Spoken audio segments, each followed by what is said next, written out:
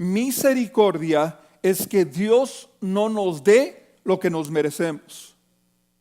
Gracia es que Dios nos da lo que no nos merecemos.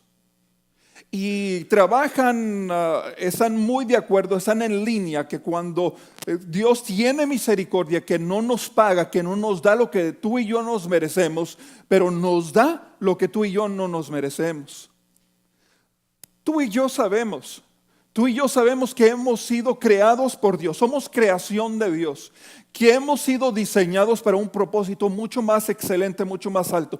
Hemos sido desde el inicio consagrados para el servicio de Dios, pero hemos manchado, hemos abominado para lo que Dios nos ha llamado. Nos hemos desviado, descarrilado del llamado de Dios. Y sabemos que Dios ha tenido misericordia porque no nos ha pagado lo que realmente nos merecemos. No hemos pagado tú y yo las consecuencias, lo que tú y yo nos merecemos no lo hemos pagado. En el Antiguo Testamento, cuando el pueblo de Dios, después de haber llamado Dios a Abraham y lo sacó de Ur de los Caldeos, va y le da esta tierra prometida. Después crece el pueblo y Dios los bendice, es una nación poderosa, pero se alejan, se apartan de Dios, lo hacen a un lado y viene Babilonia, se los lleva cautivos, el rey Nabucodonosor se los lleva cautivos, pasan 70 años en cautiverio, y el cautiverio en Babilonia es lo que hoy conocemos como Irak, en Bagdad, en esa área, y se encuentran allí en cautiverio. Nabucodonosor tiene varias experiencias con algunos de los jóvenes, con algunas de las personas quienes habían traído de Israel. Uno de ellos era Daniel, y al ver cómo Dios estaba utilizando a este joven Daniel, pues él reconoce, pasa por diferentes experiencias donde reconoce que Dios es el Dios todopoderoso. Pero después él muere y su hijo Belsasar se queda como rey. Y un día lo que hace este rey, que no tiene temor de Dios, quien a pesar de haber visto por lo que su papá pasó, él levanta sus propios ídolos, él inclina su corazón a la idolatría, y lo que hace una noche, al tener los líderes, los príncipes, concubinas, todo, te está teniendo una fiesta, manda a traer los tesoros, las copas que habían sacado del templo, que Nabucodonosor se los trajo del templo de Jerusalén y los tenía allí apartados. Eran copas, utensilios que habían sido consagrados para el servicio de Dios. El único propósito, el único uso que esos utensilios tenían era solamente para el servicio de Dios y ya. Pero Belsasar, este rey, lo que decide hacer es traer esas copas y tomar vino, utilizarlas de una manera inapropiada. Mientras que él está haciendo eso, de repente una mano aparece y escribe unas frases allí en la pared. Y si recuerdo bien, Mene, Mene, Tekel, Upersino, o sea, algo así. Y manda llamar entonces a Daniel para que Daniel le dé la interpretación, porque nadie pudo dar la interpretación. Y Daniel le dice, esta es la interpretación, esto es lo que ha sucedido, en que tu reinado ya viene a un fin, que Dios te ha pesado en la balanza y ha salido corto. Dios ha visto tu condición o lo que tú estás haciendo y ya tu fin ha llegado.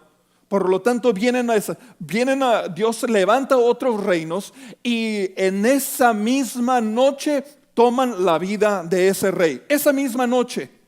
Vean ustedes, un rey quien toma unos simples utensilios, unas copas, y los mal usa, abomina algo que había sido consagrado para el uso de Dios.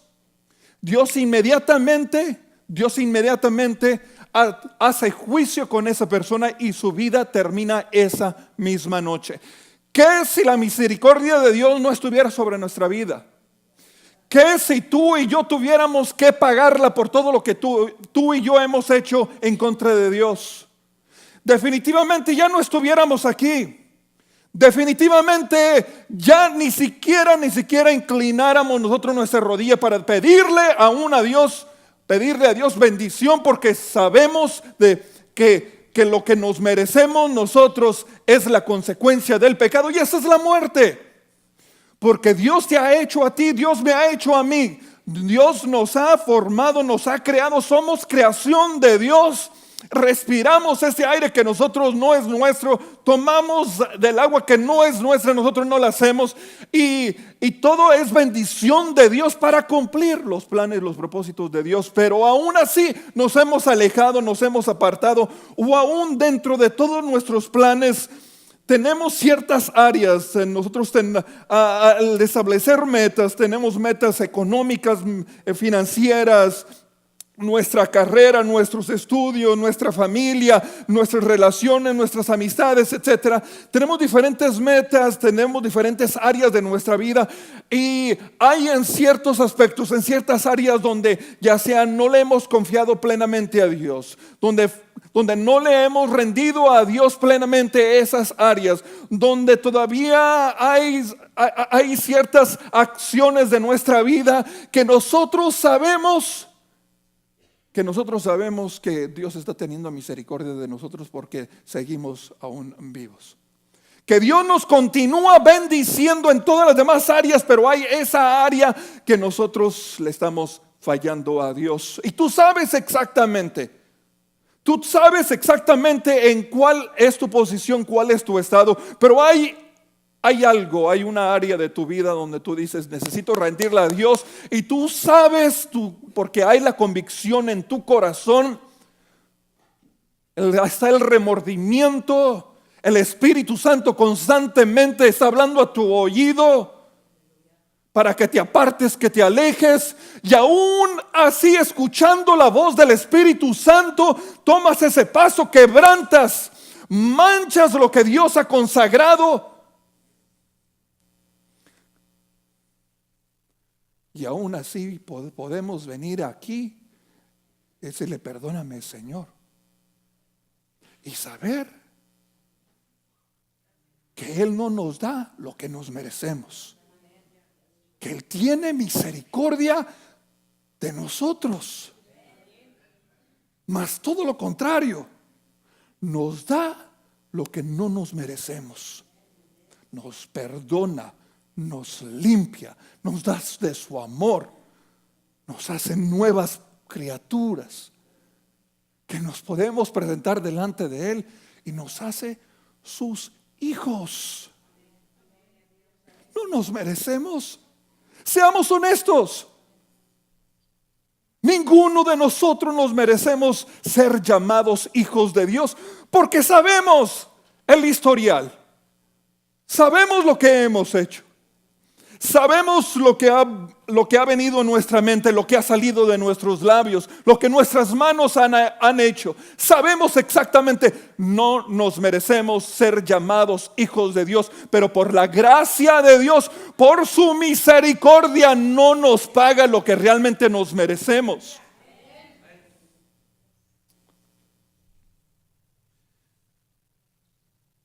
Se encuentra Jesús, iba pasando por Jericó. Jericó es una ciudad como 16, 17 millas al noreste de Jerusalén. Era un lugar, era como un llano, pero con muchas palmeras, un lugar fructífero, muy, muy agradable y bonito en aquellos entonces. Ahorita está muy sucio. Jesús va pasando por allí, ya es uno de sus últimos recorridos. Se dirige ya hacia Jerusalén, ya para la última semana. Y cuando Él va pasando por allí, algo sucede. Lo va siguiendo sus discípulos y también una multitud. Vamos allá al texto bíblico, a Marcos capítulo 10. Dice de la siguiente manera, y Marcos capítulo 10, versículo 46.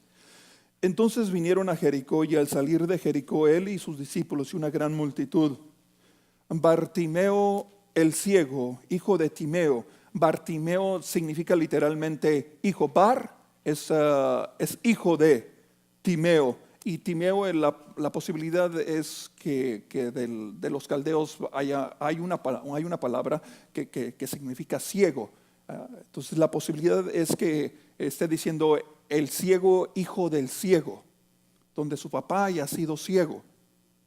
Bartimeo, el ciego, hijo de Timeo, estaba sentado junto al camino mendigando. Entonces usted imagínese a una persona que ha estado mendigando, que a eso es lo que se dedica.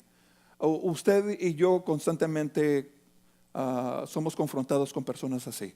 Vamos pasando por alguna zona, hay ciertas esquinas donde constantemente ahí se ponen, o al lado de algunos restaurantes, donde hay personas quienes están mendigando, donde personas que estén pidiendo. Y usted sabe la reacción que tenemos comúnmente, donde los hacemos a un lado, o algunos de ellos sí nos llaman la atención y los queremos bendecir, los invitamos a comer, pero al verlos tan seguido y donde se convierte a algo tan común. Entonces imagínense donde gente había estado pasando ya, sí, la gente sabía que ahí estaba el ciego, el hijo de Timeo, pero era todo. Ahí está, sentado, un ciego, pidiendo limosnas. Y oyendo que era Jesús Nazareno. Entonces este Bartimeo, este ciego, ya había escuchado hablar de Jesús. Entonces su discapacidad era que no veía, pero podía hacer otras cosas, podía oír, podía probar, podía hablar, podía caminar, se podía mover. Lo único que tenía era que no podía ver. Él ya había escuchado de Jesús y él sabía que Jesús podía hacer una diferencia en su vida. Y oyendo que era Jesús Nazareno, va pasando la multitud, él escucha a todas estas personas, escucha que va pasando Jesús por allí. Comenzó a dar voces y a decir: Jesús, hijo de David, ten misericordia de mí. Sigue diciendo, y muchos le reprendían para que callase. Cuando la gente estuvo escuchando, al escuchar lo que estaba gritando, pidiendo la atención de Jesús, le estuvieron pidiendo que se callara. Así como lo habían hecho también con los niños, ahora lo están haciendo con este mendigo. Están diciendo que se calle, que no esté gritando, que no esté dando voces y lo que hace. Pero él clamaba mucho más, donde nada absolutamente lo detuvo, aunque la gente le estuvo diciendo que se callara. Él sabía que su respuesta, para la respuesta de su vida, para esa área, él podía hacer otras cosas, pero en esa área de su vida, quien podía hacer una diferencia en su ceguera era Jesús. Y él iba a hacer todo lo posible, sin importar lo que los demás le dijeran. Él iba a hacer todo lo posible para obtener la atención de Jesús. Y grita una vez más: Hijo de David, ten misericordia de mí. Entonces Jesús, deteniéndose, lo escucha, se detiene, mandó llamarle. Y llamaron al ciego diciéndole, entonces, ese mismo grupo de personas que probablemente le estaban diciendo que se callara, ahora Jesús envía a estas personas para que lo traigan. Ahora estas personas, quienes le habían estado diciendo que se callara, ahora les dicen: ten confianza. Aquí la palabra es: sé valiente. Sé valiente. Le están diciendo a esta persona que está mendigando, a esta persona que está echada allí al lado del camino, postrado allí, que nada más está gritando y que no puede ver. Ahora vienen y le está diciendo, en vez de echarlo abajo, en vez de ponerlo abajo, en vez de decirle cuántas cosas, le dicen: Jesús te está llamando, sé valiente. Sé valiente.